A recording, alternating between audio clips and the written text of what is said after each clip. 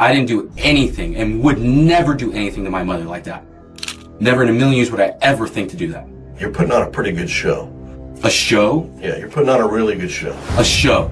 Yeah. How's this a show? Inverness, Florida, July heat pressing on the windows. A 17-year-old walks into the interview room already wearing a mask. Calm, helpful, practiced. Carlos says he could never hurt his mother. The 911 audio tries to sell helplessness. 911, what is the address of the emergency? I need someone fast. I need EMTs. I need people. Okay. All right, so you're on the phone with me and take a deep breath and calm down so we can get this information, okay? I can't. Do you think she's beyond any help? I don't know. But the details arrive too clean, too soon. Denise, a special ed teacher who once chose him, is now gone and acts a bedroom a son who insists on innocence. In homicide work, grief is messy. Rehearsal is neat. Neat is a tell. So you're calling me a sociopath? Yeah? Really? Yeah. This is what sociopaths do. You can size me up all you want. I do have normal feelings. I loved my mom. Ask anybody in this county. Imagine this. A 7-year-old boy walks into an interrogation room, accused of driving an axe into his own mother's skull. The tape begins not with grief, but with performance-calm tones, practiced pauses, and a story stitched too neatly to be real. And yet, as detectives peel away the layers, the mask begins to crack. Was this the helpless son he claimed to be, or a cold manipulator rehearsing innocence? In this video, we dive into the case of Carlos Hallowell, a teenager who tried to outsmart detectives with timelines of pie, naps, and barking dogs, only to be undone by the merciless honesty of GPS data and hidden cameras. What unfolds is not just a confession, but a study in controlled deception and the psychology of a young man who mistook rehearsal for truth. Stay with me, because over the next few minutes, we'll expose how investigators dismantled his narrative piece by piece, how his emotions betrayed him, and why the courtroom delivered a sentence of forever. If you've ever wondered how truth survives the stagecraft of lies, this is where the performance ends and the real story begins. Oh, man. What's going on, Carlos? Hi. Doing all right, hanging in there, man? Just trying to accept the fact. Once again, my name is Detective Ramos, Lieutenant Ball. So the reason we brought you out here, and we're just trying to talk to you, see if you could, help us out and let us know what all took place. Okay. My mother and I came back from the funeral, and we had lunch together. We had pie together, and the last time I saw her was around 2:33. We both went to our separate rooms to take our naps for the day, which is what we normally do. And then about a couple hours later, I don't remember the time, I hear barking from my side of the house, which is abnormal. Our dogs are supposed to be in that little fenced-in area. So I walk out to the front door. My mom's door is closed as always, but she does let the dogs out every now and then while she's taking a nap to just let them go to the bathroom. So the front door was wide open. I figured she might have forgotten to close it. And I looked outside. Our dog, the 2 green gates that you guys walked through, completely open. Every now and then my mom sometimes does that. She's getting older and she forgets things very easily now. She was. So went to go find the dogs, checked around the property looking for them. I couldn't find them, so I went to go wake my mom up to help me find them, and then I found her there. What funeral did you go to? We went to her friend's, Kathy, I forget her last name. It was in St. Petersburg. The whole family was there, close friend families. We weren't directly related to them. Wasn't the funeral in the morning? Yes, sir. What time you guys got down to St. Pete? Around 11, I think. What time when you guys left from St. Pete? I couldn't tell you. We just took off. After the funeral was over, we had brunch and then we left. Where you guys having lunch at? Also at the church. I forget the name of the church, but all our family was there. We said hi to everybody. So you had pie? My mom and I stopped at, her favorite place to stop to when she lived in St. Pete to get pie, and we brought him home with us. We both like to eat pie. What kind of pie was that, man? She had, I forget what she had, something fancy. I always eat apple pie, and that's kind of like my mom's and I tradition thing.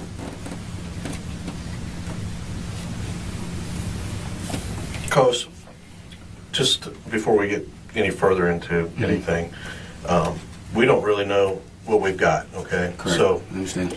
you know, anytime we talk to somebody, especially if we bring them down here, we read Miranda. Do you know what that is? Your rights. Yes, You know, yes. Probably seen it on TV.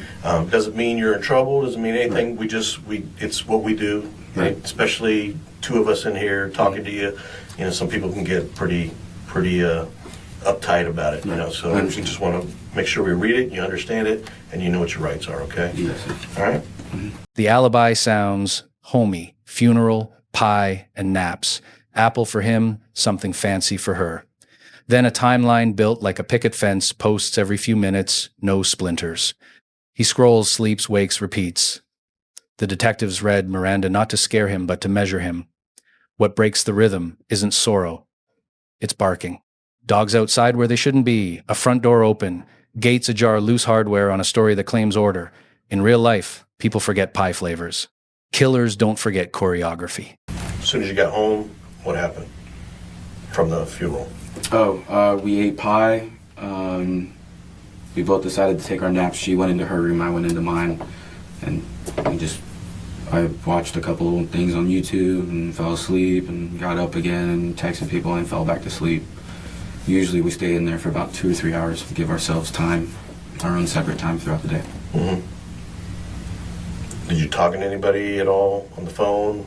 No, I was texting my girlfriend, some friends about work. That was pretty much it. Where you work at? I applied to the Cove and I was texting some buddies who work there and see if I can get some recommendations and stuff. Oh, okay. You were texting your girlfriend throughout the day, or after you were taking a nap, or? It was after the funeral. I texted her mainly, and then before I went to sleep for the nap, and then after that I was out. How long was the nap, more or less? Definitely slept for about an hour and a half, 2 hours, and then from there I just kind of like fiddled on my phone playing games. So you was already awake then when the dogs were barking? No, that did wake me up. I fell back to sleep. I woke up after about a 2-hour nap, played on my phone and fell back to sleep. Because my mom wasn't up yet. Usually when I hear her being up, then I go outside, but I didn't hear her up, so I'll just let her have her space. So when you guys normally take spaces, with your naps, you guys don't talk to one another? No, it's very common for us. We just like to have our own time throughout the day. Because we do bicker and argue when we spend too much time together. So we've learned how to cope with it and just give ourselves space, and we get along fine. Did you guys bicker, argue, anything today? No, today was fine. Completely normal day. In fact, it was a really good day. We got pie. That was a special treat. So that was good. So you walk out, you see Noelle. So, oh man, Noelle. So you get out your fence, you walk around to her, and you scooter her in.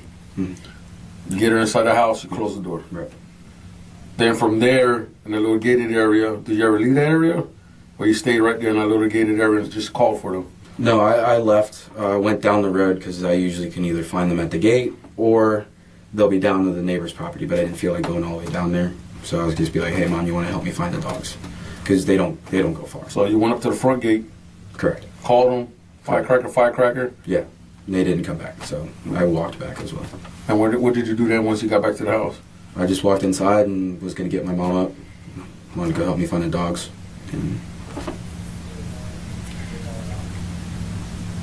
So then what? You see her? What happened? What was your reaction? What was it that you was trying to... Originally, I was shocked, but then I ran to her, shaked her a little bit, and then I could hear her breathing, and then I just started crying, yelling out, Mom, I'm getting help, called 911. So when you come back in, was her door open or closed at that time? Still closed. It's still closed? So you open the door, see her. How did you call 911? With my phone. With your phone? So you saw her, shook her, right? That's what you're saying? Yes. Told her, hey, I'll be right back. Yeah, I was like, I'm getting help. I could still hear her breathing, so I immediately called 911. And the lady instructed me to stay out of the house. So that's when you went out the house? Yeah. You went out to the front door? Mm-hmm. And then what happened? And then I just waited for you guys to come, and she stayed on the phone with me. I was still also trying to find the dogs because I didn't want everybody being all over the place while this was going on. So you're on the phone with a 911 operator? Yes. Out front in a little gated area? Yes. And then what she's telling you? She was telling me give address, phone number, stuff like that, and then what was the emergency, blah blah blah. And then she said, "I'm gonna stay on the line with you, trying to keep me calm." And you just stayed right there, or did you? I had to go up to the gate to open it for the deputies to get through. So the gate was closed then? Correct. I just walked up, closed, came back. Now the dogs become compasses. Carlos narrates routes, neighbors, gates, Amy on the right, Livingston on the left, like a realtor's tour through grief, over-explaining is its own fingerprint. He claims he shook Denise, heard breathing, then obeyed the dispatcher by waiting outside. A tactical claim. Caring, yet compliant. When a detective labels him sociopathic, it's a risky prod. Suspects often clam up. Carlos doesn't. The mask slips. Control of time, of dogs, of tone is his oxygen. Deprive it, and the story gasps. So when the dog got out, the gate was closed when the dogs got out? Yeah, there's openings through there. They're small enough dogs. They just squeeze right through. So then you went in, and that's when he came in. So, oh man, the gate's closed. I gotta go and open it. So you went over there and opened it for them. Yes, because I remember from going up, it was closed, and I was trying to get them in as fast as possible. Well, when did they show up? The dogs? The dogs? Yeah. Halfway between you guys being there, they just came over from the neighbor's property. They got bored hanging out with those other dogs. And Which side? They came from the right side, left side? if you're facing the road, it's on the right side. So if I'm coming out your house, I would have to make a right? Yeah, it's Amy Alfred's. They have outside dogs that they go bark at. Mm-hmm. Amy Alfred. She's a very close family friend as well. She's grown up there with my mom for years. That's the house where basically Dodge ends at? Yes. What about the people on the left-hand side? That kind of almost intersect into your property. It was the property of Gene and Jim Livingston. They got too old, and now it's their sons, I think. I forget his name. But that used to also be the hangout place, because when they were both alive and there, they were kind of like grandparents, and then when they moved out, just kind of no one really went on that property. Which house does Rick stay at then? Rick is on the one, if you're looking at the road to the left. Where the older couple was at, where the son is moving into now, or no? No, the red gate where the deputies were right in front of, that's Rick's. The gate right before ours, I don't know if it's green or black, but that is the Livingstons, and then there's Amy Alfred's. What did you do after that when you saw her?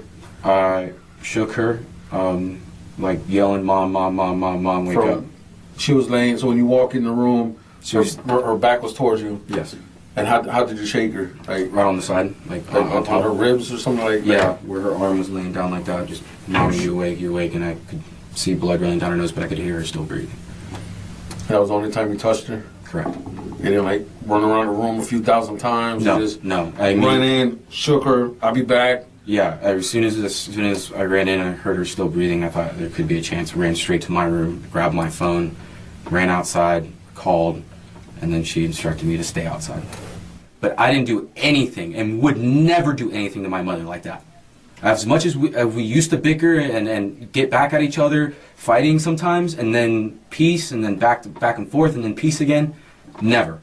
Never in a million years would I ever think to do that. She's my mom. I was adopted at age 4, and I've been with her forever. Yeah. Would never do such a thing like that. And if you're insinuating that, I'm very offended by that. You're putting on a pretty good show. A show? Yeah, you're putting on a really good show. A show? Yeah. How's this a show?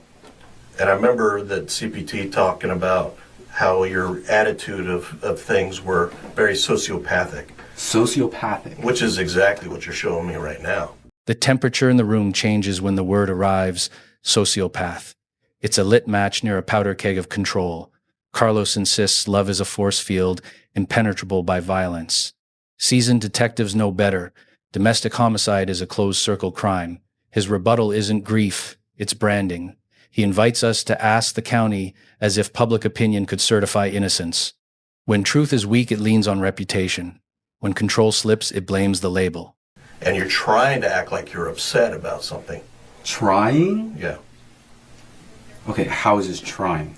That was my mom. My mother. Right. So trying, how is this trying? Because you don't feel like normal people feel. I don't feel like normal people feel. Yeah. That's what a sociopath has the issues with. Okay, But so you're calling me a sociopath? Yeah. Really? Yeah. This is what sociopaths do. Well, do what? I've just been sizing you up the whole time. And Okay. it's like 100%. Okay, you can size me up. You don't have normal feelings. You can size me up all you want. I do have normal feelings. I loved my mom. Ask anybody in this county. They can attest to that. Do you think that people that love one another don't do the most extreme things to them? Not like that, no. It happens all the time, every day. That's what I just told you earlier, that it's usually like a loved one. Okay, I would not do that. You ask anybody in this county. My mom and I were amazing. We would never do such a thing like that to each other at all.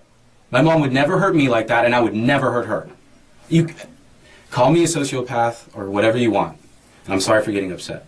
But you please ask around. Ask anybody. We're going to ask everybody. Ask everybody. They will attest that I would never do that. And I don't know what kind of son you were to her. I loved her very much.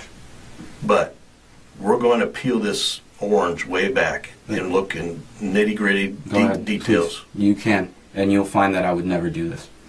I don't know who the did. evidence is going to show us something. Okay. That's fine. But I would not do this to my own mother. Well, I'm throwing this out there because this is the time. Like, if you did something, this is the time to tell us. Because right now, you're telling us a story that you had nothing to do with it. Correct. Okay?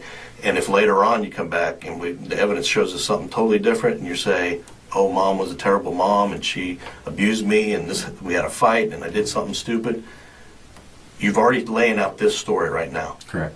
Which I can scrap. I can scrap that story if you have another story that's the truth. Okay? No, this is the truth. Because now is the time to tell us the truth. This is the truth. You remember when I was telling you, especially with the kids, if you don't come forward, you get in trouble, but not as much. But if we Correct. find out, remember that? That's the same thing. The same thing here. Same thing. I'm telling you, this is my story, and it is the truth. 9 weeks later, same chair, new leverage. Detectives return with receipts, data, timelines, physics. Carlos revives the pie and nap liturgy, but notice the calibration. TV murmurs like white noise, sleep measured in half hours. These are not memories, they're stage directions. The more exact the comfort, the hollower it rings. Real grief forgets whether it was ESPN or silence. Manufactured innocence remembers model numbers. The case is no longer who, but how long until collapse. Well, first we both get out of our dress suits and all that, get comfortable to our rooms. We let the dogs out to go pee one more time, for the first time. And then we sit down and eat pie, let them in. We keep eating our pie, and then we watched whatever was on TV and had a conversation. And that was pretty much it. And then we went to our rooms. What was the conversation about? It was about Kathy in the service. Okay. Just our own personal thoughts about it. It wasn't anything serious. I think it was mostly just about her when she was speaking the Bible verse. I don't remember the exact Bible verse, but it was just she was getting some things off her chest. So everything was okay there. So, and then you said y'all went to go take your naps. Correct. From there, did you eat anything else other than pie? Nope. Did she eat anything else other than pie? Not that I know. I just Okay. went to my room. So you went to your room, and did you see her go to her room?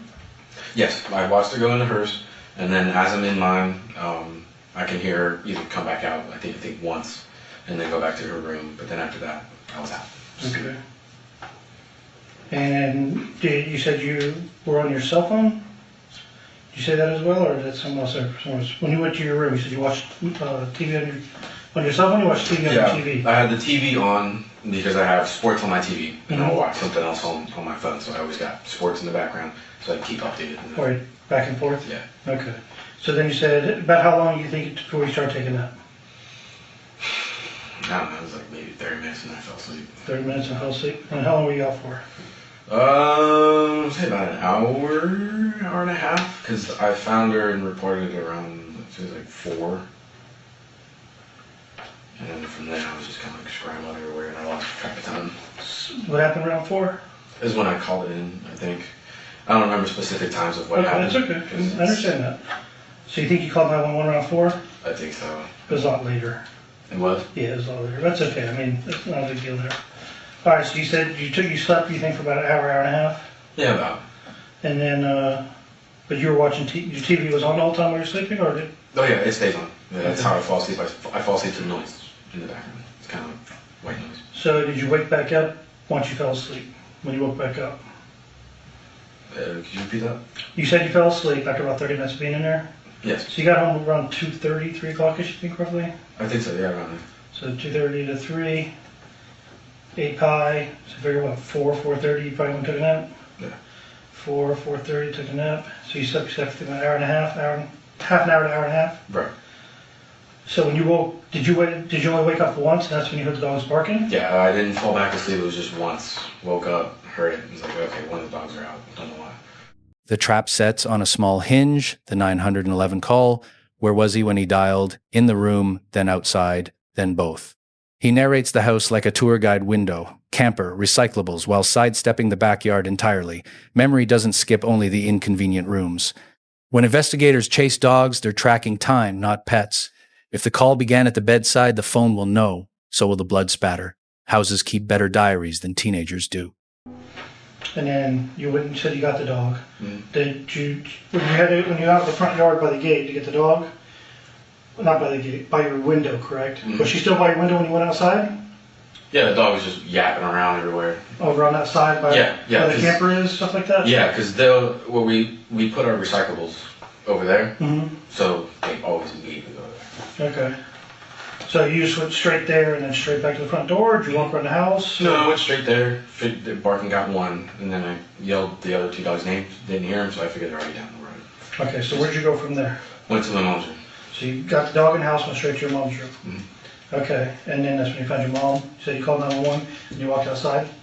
Yeah, the operator told me not to be in the room, so she said leave the premises. I was like, out the house, open the gate, signal down the officers or whatnot. So that's when I stayed out of the house. Okay.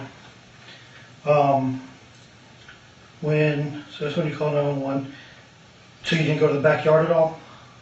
No, no. Okay. Now what about? I could see it though. I mean, it was Right, you could see it from the side, but you Yeah. never went back there. No, I could definitely. That's why I didn't go. I was like, oh, no dog. Okay. It's all one big, like, very visual land. You can see pretty much You everything. see, it's wide open. I've seen it. I haven't been inside, but I can see everything up there. All right, so everything. You never went in the backyard at all. You just went in. You went inside, seen your mom. Your phone was already on you at that point. Yeah, like always, it's usually on me. Okay, and then you walked outside Mm-hmm. and called 911. I called when I was there. I was in the room when I called. Okay. I don't know if they have that in like records because I told them. The what I call saw. we do, yeah. Yeah, I told them exactly what I saw and I was in the room. That's when she told me to leave the house. Now, what about her phone? Hers usually it's by her nightstand, Mm-hmm. which is like if you're looking at the bed towards the window, Right. it's on the right. If you're looking at the bed, So if you walk into the room, here's a door. You walk in, it'll be immediately on your left. But if Okay. you're sitting on the bed, it's on your right. that's generally where she keeps her phone at. Yeah. Did you ever see her phone? No. Did you see her phone that day? Yeah, she was on it. When we got home, she usually just turns it to do not disturb. Very private person. Do not disturb, and then goes in her room and just disappears. So she'll put it on Do Not Disturb, usually. Did you see her do it that day? She had it on like the buzz, the vibrate, Mm-hmm. but I never saw her put it on do not disturb. Okay. That's common for her? That's very common. She doesn't like notifications. Pain in the butt, I imagine. Now the doors misbehave. A sticky garage, a side door that never quite shuts. tools left out for a future cleanup. He's pre-explaining entropy. But murder scenes hate convenience. Vacuums don't stage themselves, and dustbusters don't explain glass patterns. Every annoying door is an alibi audition. The more he oils the hinges in his story, the more the narrative squeals. Evidence prefers friction, truth survives it. Fabrication needs everything smooth. And then you call 911. Did you ever go up towards the front of the property at all? Lakeside or? Yeah, lakeside or the other front, towards the road, either way. Towards the road, yes. Because she asked me where it's located, and I told her I had to open the gate because it was still closed for them to get back here. And then, so I ran all the way up there and all the way back. And of course, I was also looking for the dogs, so I had to go all the way up the road to find them, and then come back. Did you get the dog? Did you find the dogs up the road? No, I didn't. Once the officers came, I flagged them down, and they heard all the commotion around the house, and they came back, and I kind of got them from the fence, and then some of them came back through the front. Okay. So they just probably, they got there when deputies got there, basically? The dogs did? Yeah, they just ran back because I heard commotion and things going on there. Dogs returned. That's just the two dogs. The other dog was back in the house? Correct. The other one was on Back in the premises. gate? Yeah, it was in the. Okay. What was up with the side door? The side in the garage door? Yeah, I don't know. I was out there like once earlier that day. I had to go get something out of the garage When was that? before we left. Was it before you left that morning? Yeah, and I don't remember what it was, so I might have not closed it all the way. And it sticks, which is it's a very annoying door. It always sticks. You have to take it and fully like yank on it, and even when you do, sometimes it's not all the way closed. So you get. I probably just did a left. I was like, screw it. Did you go to work on the car when you all got home at all? Which car? Your car? You told I think Detective Ramos you may have worked on the car when you got home that afternoon. That's why the door may have been open.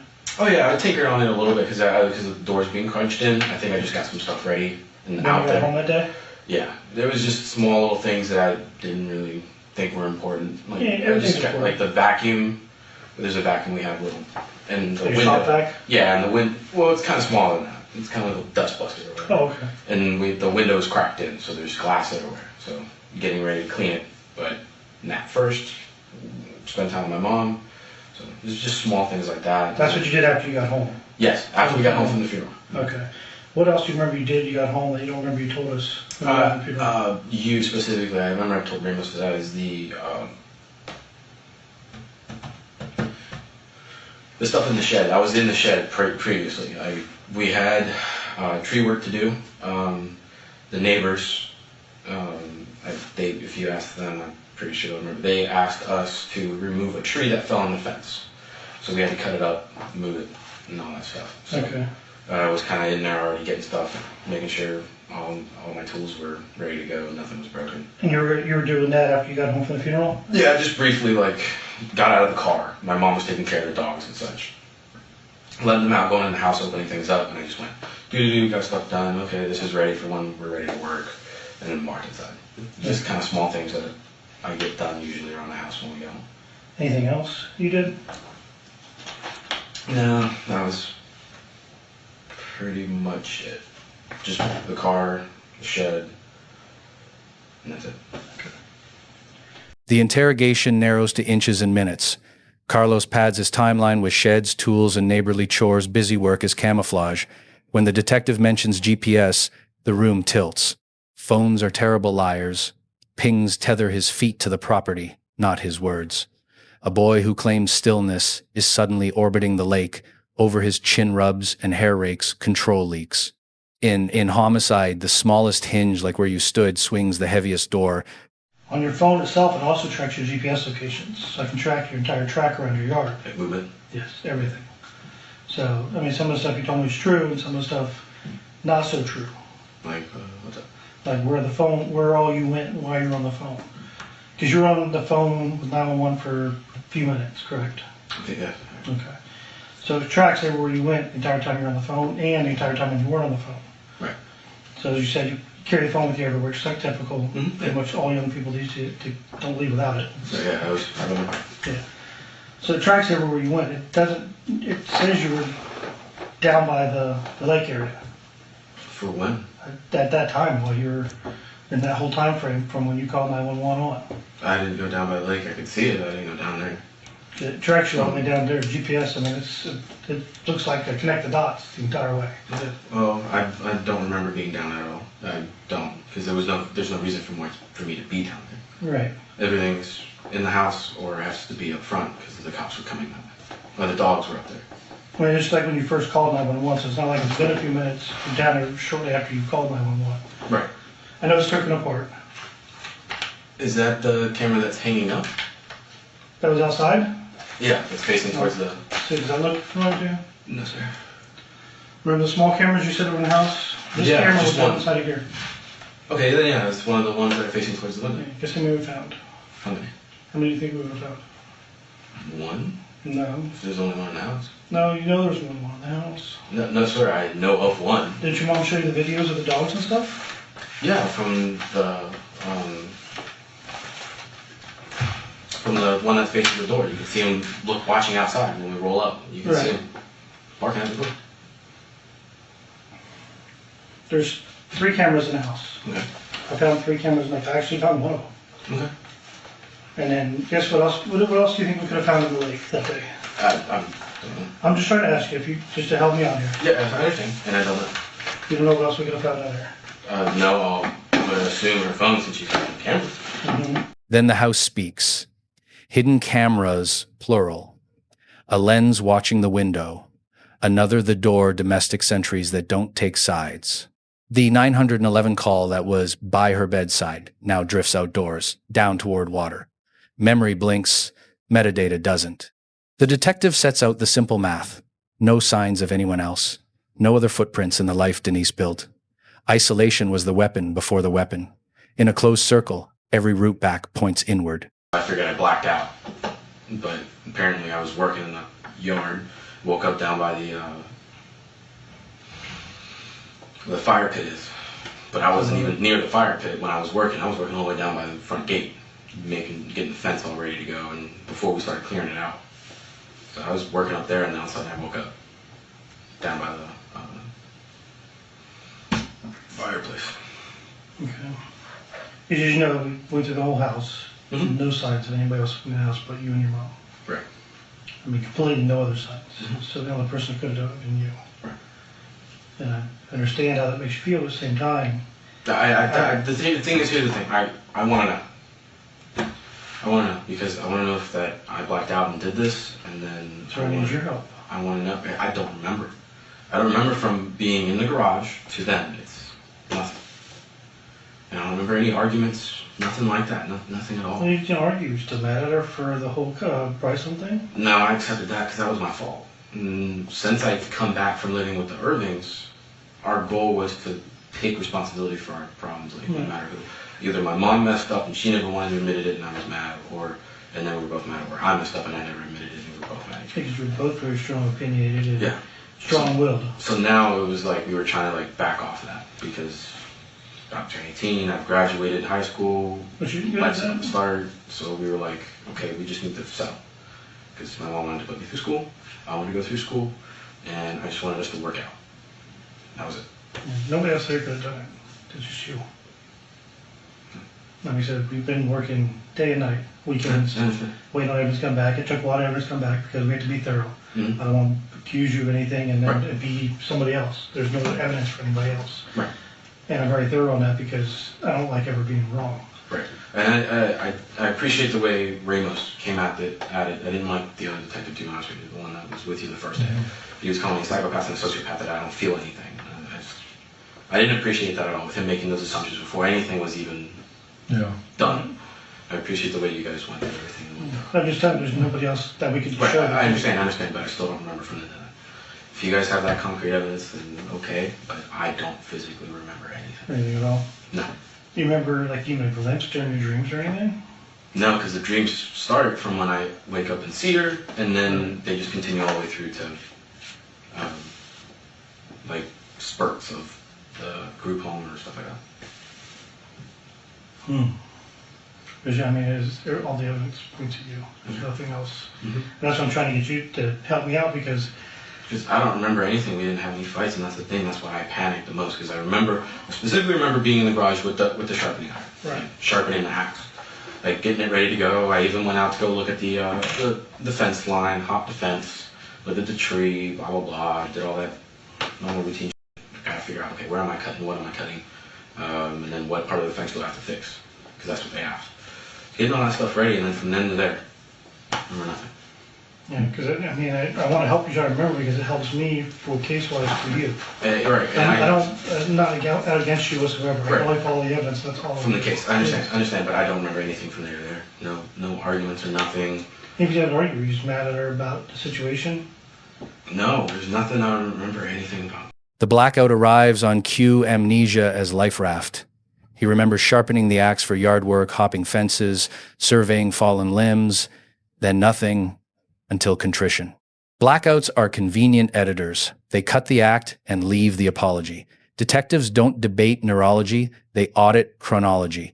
If remorse begins after impact, your story starts too late.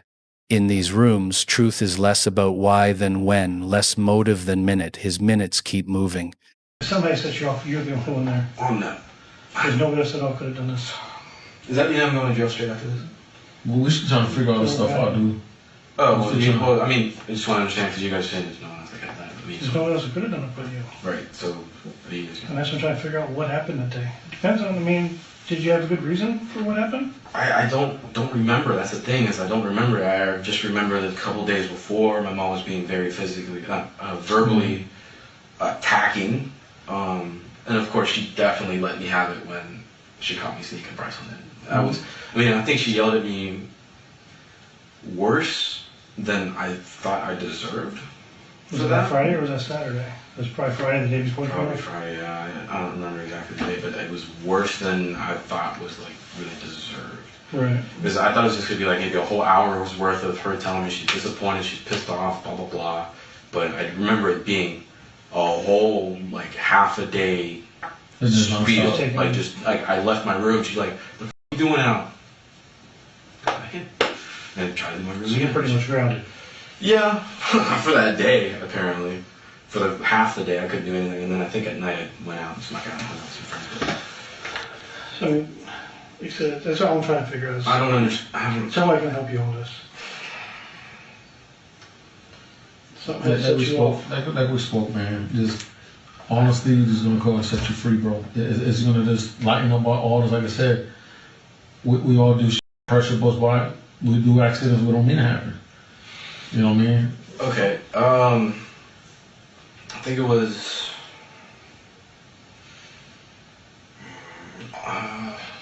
about 30 minutes before we got home. Because I remember we resolved it when we got home. Because if you look at the tapes, we were fine. I think it was like 30 minutes before we got home.